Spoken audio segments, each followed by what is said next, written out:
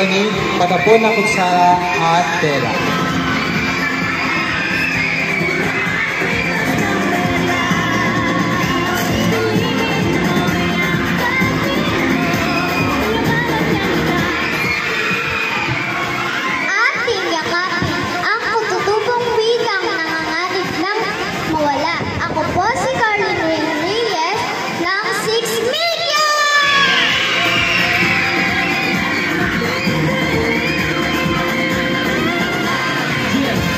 Ikalawang kalahok. Ang mga materyales na ginamit sa kasuotan ay babalwak, plastic, ecobag, batones, bulaklak na galing sa sako ng bigas, lumang damit at mga patapon na kutsara.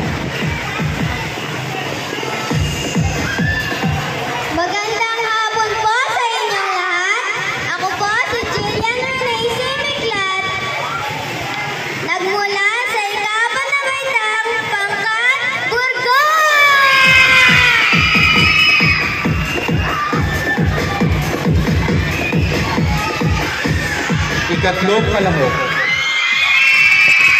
Mga material na ginamit sa kasuotan, sako, alambre, plastic straw at confetti.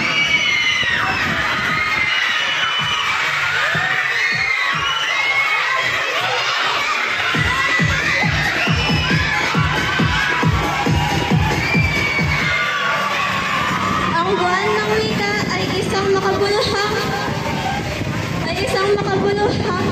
pangyayari. Ito ay nagpapakita ng yaman at kagandahan ng wikang Pilipino. Ako po si Alea Nicole, di maglalang mula sa ika-6 na pangkat Andromeda.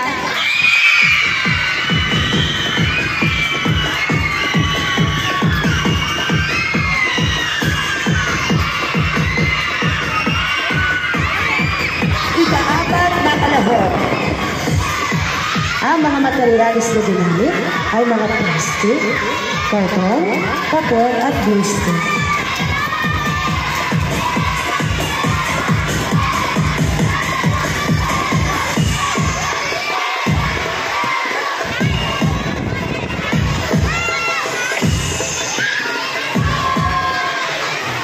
Ako po si Sergio Herrera, Pabintuan, 12, mula sa ika-6 na baitang pangkat Kobe!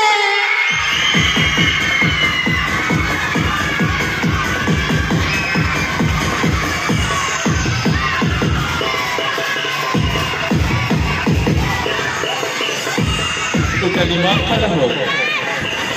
Mga material na ginamit sa kasuotan, plastic, straw, karton, kutsara, cable ties, papel ng bulaklak na mula sa dyaryo at lumang hair tie.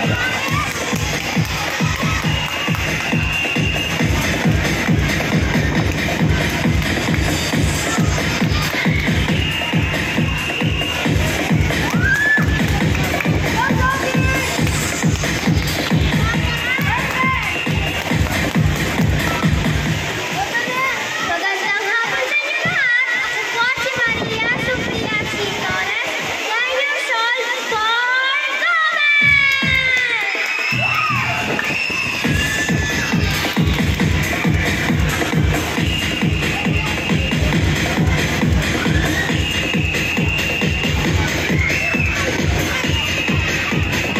Ika-6 na kalahok.